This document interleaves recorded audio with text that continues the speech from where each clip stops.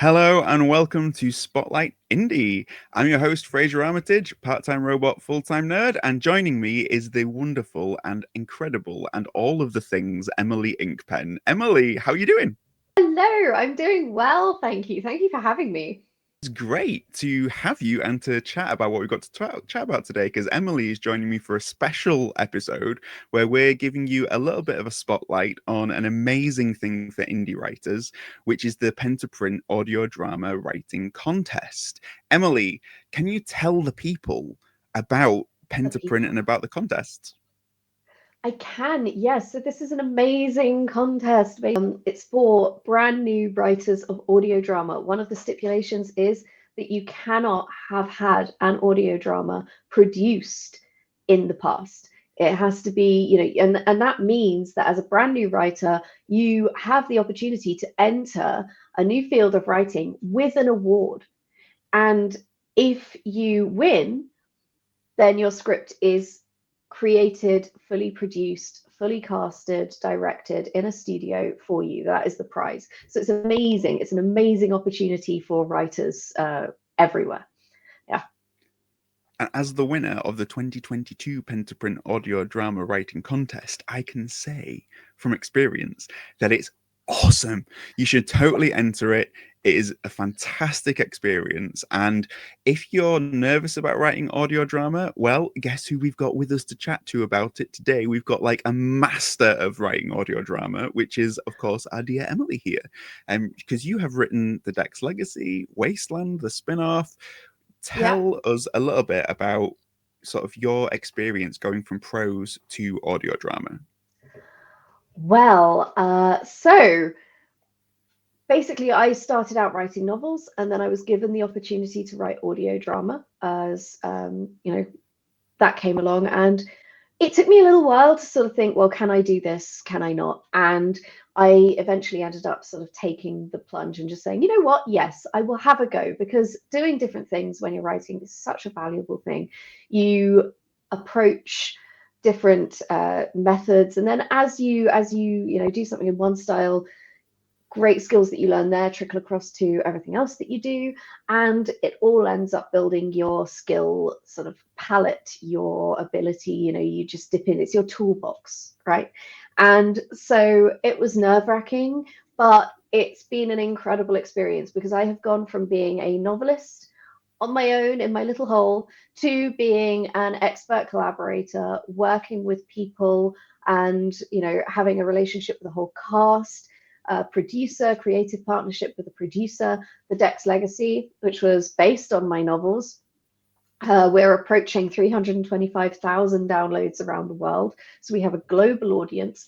We've successfully funded two Kickstarters. We're going into season 3. The spin-off Wasteland has just finished releasing. It's been super well received. We've had amazing reviews, and yeah, it's just an amazing thing. If it's like Bilbo Baggins says, if careful stepping out of your door, because if you're not careful, you never know where you're going to end up. I mean, if you go into a different medium, you never know where it's going to happen. Like a few years ago, I would never have sort of thought of myself as going into audio drama.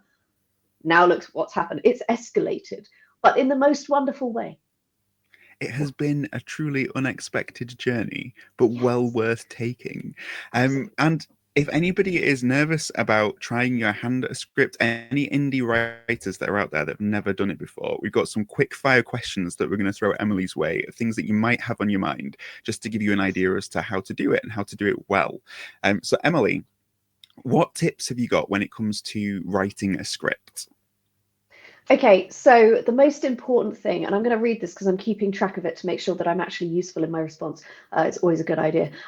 So always think about the listener and what they'll be doing, and how they'll be engaging with the story, because they'll be doing other things. They won't be able to just glance back at the top of a paragraph to remind themselves of context. They won't get dialogue tags. No, said George at the end of a bit of dialogue. So make sure you use names within the dialogue more often than you would normally, especially at the start of a scene, to introduce who's in the room. So a great example of this is, scene opens, Varian, Ren, yes, Isra. we need to get out of here. So you've instantly got, okay, there's three people in the room. This is who's having the conversation. And weirdly, it works in audio drama. Listeners appreciate it. You would never write dialogue in a book like that necessarily. You might, but it really helps. Also, sounds. People won't be able to see things. So think about how sound can describe a scene. Cafe ambiance, spoons in teacups, computer servers, busy road, birdsong in trees, all of these things can convey in a second what a whole paragraph of prose will do. So fold in these elements into the directions. Yeah. Excellent advice. How would you go about converting a short story into a script? Right. So the most vital thing is getting the mood and format of your story right. So does it have a narrator? Does your MC break the fourth wall and speak directly to the listener? Is there a diary element? I've written a whole article about how you can approach these things using a passage from Pride and Prejudice as an example. So check that out. There are so many ways to do it. And the main thing is to have fun. So yeah, definitely check that out because every story is going to be different and what you want to achieve with it will be different and potentially unexpected as well. As you go through the process, you might be like, you know what, I started with a narrator, this is not working, and just play around with it. So link in So the check it out. description down below. Yeah, check it out. And Emily, what is the benefit of writing a script even when you're used to writing in prose? So it's always good to flex your writerly muscles in different directions. So to play with voice, play with point of view, hone dialogue. Think of the reader, listener in a brand new way. There is no substitute for exploration in writing, and sometimes answers come indirectly. So giving yourself multiple angles and tools to play with to get the right result is incredibly useful. And I know that working so much in scene setting, dialogue, episode structure has really helped how I approach chapters in novels, for instance, and scenes in novels. And my dialogue is just so much stronger for working in audio. And although your drama might not be dialogue heavy, it might be a monologue, for instance, but there is absolutely no downside to exploring any direction. Yeah. So if you think that that's something you want to give a go, we're 100% behind you. Pen to Print is the organization that is running this audio drama contest. You don't have long to get your script in, but don't worry, you still have time. Emily, where can people check out this contest? So the contest is available at www.pen2print.org. You can follow the links in to the categories.